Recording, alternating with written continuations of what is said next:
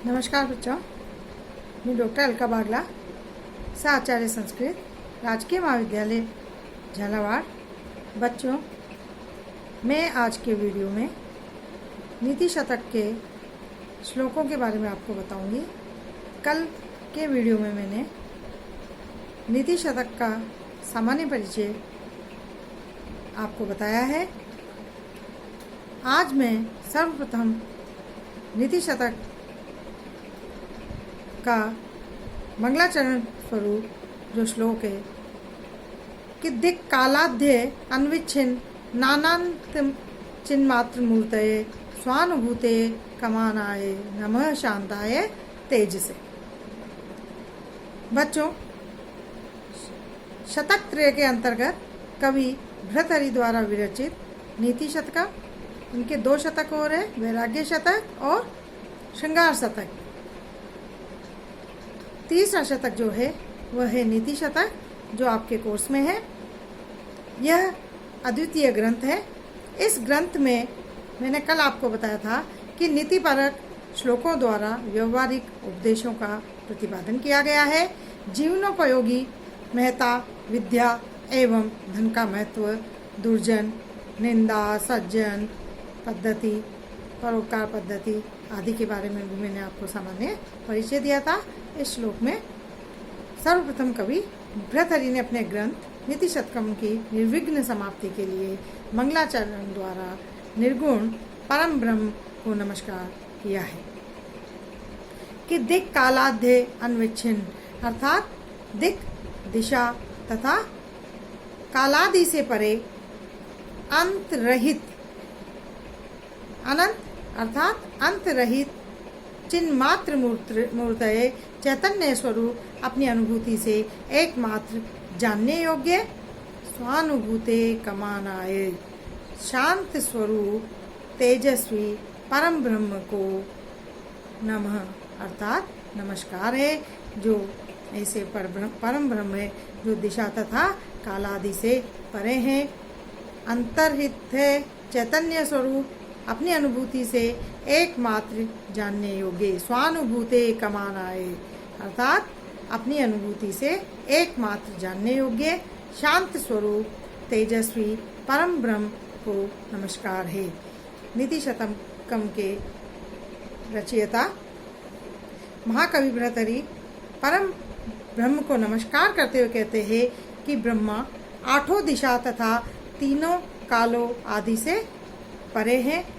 ब्रह्म पूर्व, आग्नेय, दक्षिण, नैऋत्य, पश्चिमे, वायु, उत्तर, ईशान, इन 8 दिशा, 8 दिशाएं हैं बच्चों, तथा भूत, भविष्य और वर्तमान, इन 3 कालों से परे है। ब्रह्मा को दिशा और समय में बाधा नहीं जा सकता, वह तो संपूर्ण ब्रह्मांड में समान रूप से विद्यमान है। ब्रह्म अनंत है, ऐसे परम ब्रह्म को नमस्कार है। बच्चों, इस श्लोक में नमस्कारात्मक मंगलाचरण किया गया है। नमः के साथ सभी पदों में चतुर्थी विभक्ति का प्रयोग किया गया है। नमः, स्वस्ति, स्वाहा, स्वधा, नमः, अर्थात इस सूत्र से नमः के योग में चतुर्थी विभक्ति का प्रयोग होता है। इस श्लोक में अनुष्टुप छंद है, जिसका लक्षण श्लोके षष्ठम गुरु गेयम सर्वत्र लघु पंचमम द्विचतुष्पादभयो विश्वम सप्तम दीर्घ मन्ययो, अर्थात अनुष्टुप छंद और स्वभावोक्ति अलंकार है। अन्वच्छिन्नान्तम, अर्थात अन्वच्छिन्न प्लस अनंत, यहाँ पर दीर्घ संधि हुई है बच्चों। अनंत न अंत इति, अर्थात नए समास का यहाँ पर प्रयोग हुआ है। स्वानुभूते कमानाय, स्व प्लस अनुभूति, दीर्घ संधि प्लस एक मानाय, अर्थात यन संधि। शांताय, शांत शब्द चतुर्थी विभक्ति का एक वचन है। अब बच्चों, जो दूसरा श्लोक है जिसमें मूर्ख निंदा के बारे में बताया गया है कि बोधारो मत्सर गृहस्था प्रभव समय दूषिता अबोधो पहता स्वान्य जीर्ण भंगे सुभाषितम। बच्चों, इस पद्य में कवि समाज की उस दुरावस्था का वर्णन कर रहा है जब समाज लोक हितैषी कवि के शिक्षा वचन सुनना ही नहीं चाहता है। समाज में मुख्यतः 3 वर्ग होते हैं, एक बुद्धिजीवी वर्ग, दूसरा संपन्न सत्ताधारी वर्ग तथा एक सामान्य जनता। जब बुद्धिजीवी परस्पर ईर्ष्याग्रस्त हो, सत्ताधारी गर्व में चूर हो और सामान्य जनता अज्ञान से ग्रस्त हो तो कवि की हितकर सूक्तियाँ कौन सुनेगा। कवि इसलिए व्यथित है कि उसके हितकर उपदेश वचन उपयुक्त श्रोताओं के अभाव में उसी के साथ समाप्त हो जाएंगे, क्योंकि बोधारो मत्सर गृस्ता प्रभव समय दूषिता। अर्थात बोधार मीन्स शिक्षित विद्वान। दूसरा श्लोक है बच्चों, आप अपनी पुस्तक में देखिए कि बोधार शिक्षित विद्वान, मत्सरग्रस्ता ईर्ष्या व असूया से जो ग्रस्त होते हैं,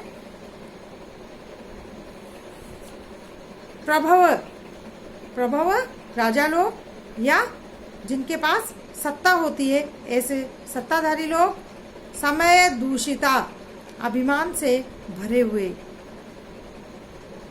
लोग, अन्य जो दूसरे सामान्य लोग हैं, अबोधोपहता अज्ञान से ग्रस्त है। अतः सुभाषितम हितकर उपदेश वचन अंगे जीर्णम वक्ता के शरीर के अंदर ही जीर्ण हो जाता है।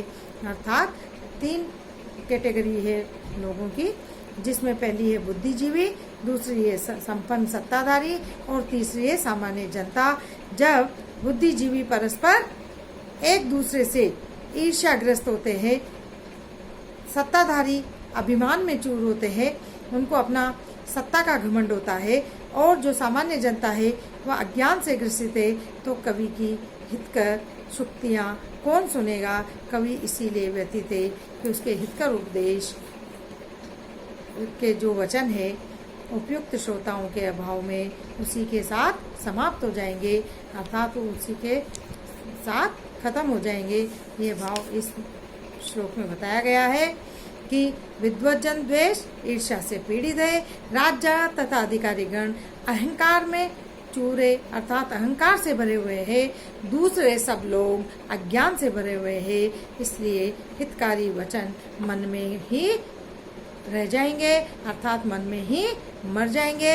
भृतहरि कहते हैं कि संसार में सभी विद्वान लोग ईर्ष्या से ग्रस्त है और इसी कारण वे दूसरों के हितकारी वचनों को नहीं सुनना चाहते हैं। जो समृद्ध राजा लोग हैं, जो सत्ताधारी लोग हैं, वो घमंड के कारण सुभाषित अर्थात अच्छी अच्छी उक्तियों को, हितकारी उक्तियों को सुनना नहीं चाहते हैं। अन्य लोग अज्ञान के कारण सुभाषितों का, नीति ग्रंथों का महत्व ही नहीं जानते हैं, इसलिए उन्हें उपदेश देना व्यर्थ है। इन सभी कारणों से अच्छे वचन मन में ही सूख गए हैं, उन्हें बाहर व्यक्त होने का अवसर प्राप्त नहीं हो रहा है। इसलिए इस श्लोक में कवि व्यथित मन से यह कहता है। प्रस्तुत श्लोक में भी अनुष्टुप छंद है और काव्यलिंग अलंकार है। बोधार बुद्ध धातु है, त्रिच प्रत्यय है और प्रथमा विभक्ति का बहुवचन है।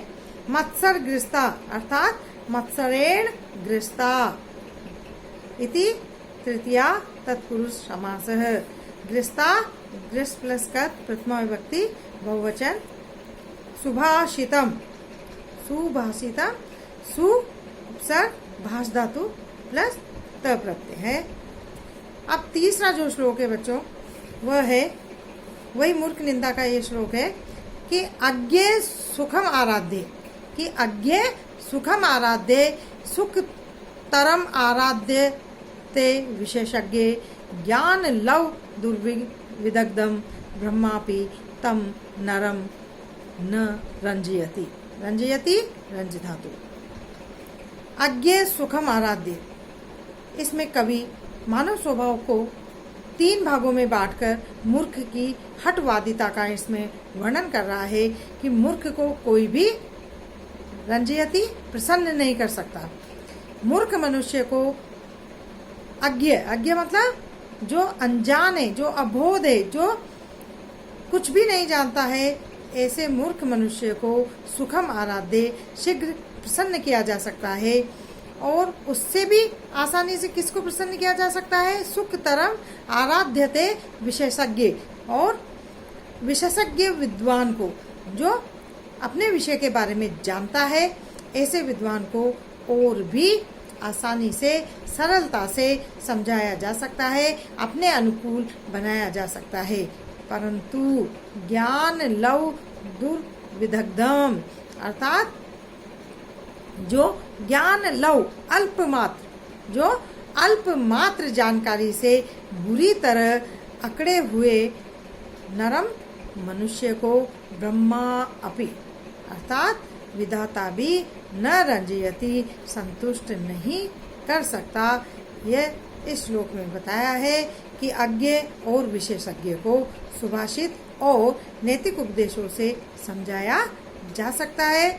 उसमें भी अज्ञ जो अल्प ज्ञान वाला है उसको सरलता से समझाया जा सकता है, और उससे भी सरलता से विद्वान विशेषज्ञ को समझाया जा सकता है। किंतु जो ज्ञान लव दुर्विदग्धम, जिसके अंदर अल्प ज्ञान है, जो अल्पज्ञ है, उसको तो ब्रह्मा भी नहीं समझा सकता है। जैसा कि कहा गया है कि अधजल गगरी झलकत जाए। इस श्लोक में 3 व्यक्तियों के स्वभाव का उल्लेख किया है, अज्ञ, विशेषज्ञ और अल्पज्ञ। अज्ञ, विशेषज्ञ और अल्पज्ञ। और आर्या छंद है इसमें, यस्य पादा प्रथमे 12 मात्रस्तथा तृतीये अपि 18 द्वितीये चतुर्थके 15 सा आर्या। ये इसमें आर्या छंद है। प्रस्तुत श्लोक में स्वभावोक्ति अलंकार का वर्णन किया गया है। अज्ञ, न ज्ञ इति अज्ञ, नए तत्पुरुष समास है बच्चों। सुखम आराध्य, सुखम प्लस आराध्य। ज्ञान लव दुर्विदग्धम, ज्ञानस्य लवेन दुर्विदग्धम तृतीया तत्पुरुष समास है। ब्रह्मापि, ब्रह्म प्लस अपि दीर्घ संधि हुई है। रंजयति, रंज धातु प्रसन्न करने के अर्थ में। लट लकार प्रथम पुरुष एक वचन का प्रयोग हुआ है। अब बच्चों चौथा श्लोक, इस श्लोक में भी भर्तृहरि कह रहे हैं कि मेरे जैसा योग्य राजा पति होने पर भी रानी पिंगला द्वारपाल को चाहती है। ये श्लोक उनका बहुत ही सुंदर श्लोक है कि याम चिंतयामि सततम मयि सा विरक्ता सापि अन्यम इच्छति जनम स जनो अन्यासक्त अस्मत् कृते च परितुष्यति काचिद अन्या धिक्ताम च तम च मदनम च इमाम च माम च। इस श्लोक में कवि अपनी पत्नी के बुरे चरित्र का दुख अभिव्यक्त कर रहा है कि याम सततम चिंतयामी, जिसको मैं हमेशा याद करता रहता हूँ, है ना, सततम निरंतर, चिंतयामी चिंतन करता रहता हूँ, याद करता रहता हूँ।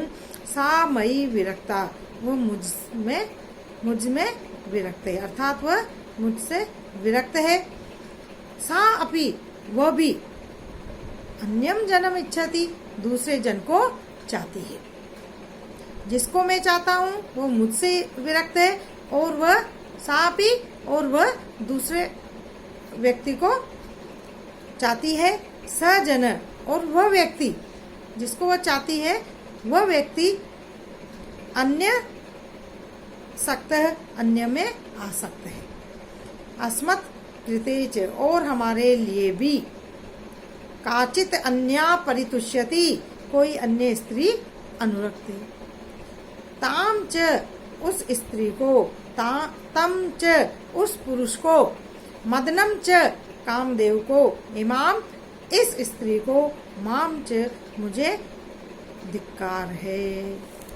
बच्चों, इसमें यही कहा गया है कि जिस स्त्री का मैं निरंतर चिंतन करता हूँ वो मुझ में विरक्त है, वो स्त्री अन्य व्यक्ति को चाहती है और वो पुरुष भी अन्य स्त्री में आसक्त है और हमारे लिए भी कोई अन्य स्त्री अनुराग रखती है। अतः उस स्त्री को, उस पुरुष को और उस कामदेव को, इस स्त्री को तथा मुझे धिक्कार है।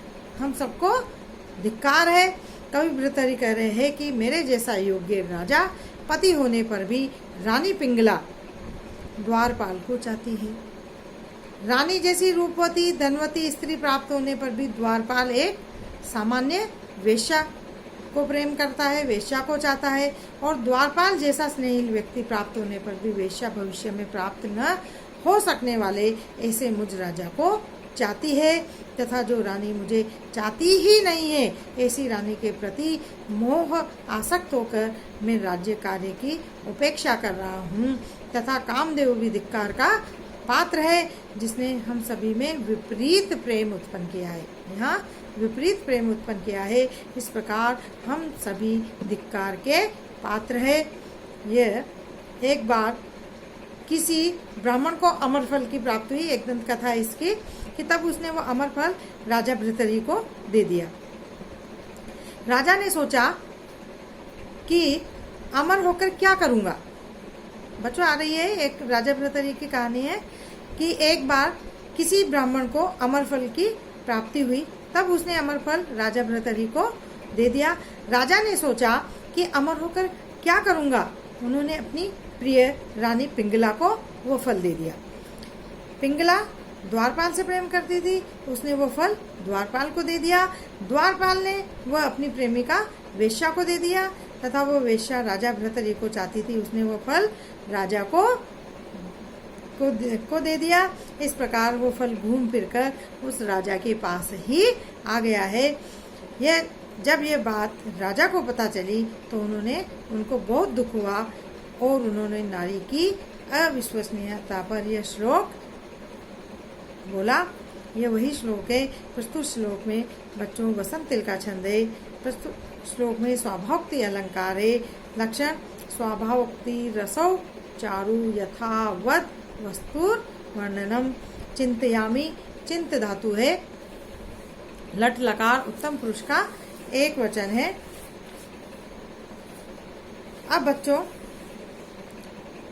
जो 5वां श्लोक है, इस श्लोक में कवि अनेक उदाहरणों के द्वारा जो हठी व्यक्ति है, जो मूर्ख व्यक्ति का है, उसका वर्णन कर रहे हैं इसमें कि प्रसयम मणि मुद्रेन मकर वक्त दृष्टांत रात समुद्रम अपि संतरेत प्रचल उर्मिमालाकुलम भुजंगम अपि कोपितम शिरसि पुष्पवत् धारयेत न तो प्रतिनिविष्टम मूर्ख जन चितम आराधयत। अर्थात कि मनुष्य के मुख मकर वक्त दृष्टांत रात, मगर के मुंह के दांतों के बीच, दांत मतलब जो मगर का मुंह है उसके दांतों के बीच में प्रसहा बलपूर्वक प्रयत्न करके मणि रत्न को उद्धरेत बाहर निकाला जा सकता है।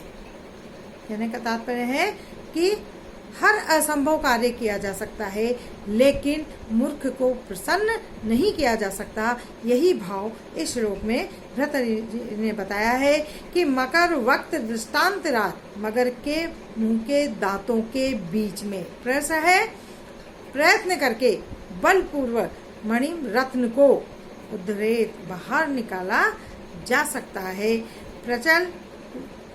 प्रचलित उर्मी माला कुलम, ऊंचे उठने वाली लहरों की पंक्तियों से, ऊंची उठने वाली लहरों की पंक्तियों से शुद्ध समुद्रम मपि, अर्थात सागर को भी संतरेत तैर कर पार किया जा सकता है। अर्थात ऐसा समुद्र जिसमें ऊंची ऊंची लहरें उठ रही हो, तो ऐसे समुद्र को भी तैरकर पार किया जा सकता है।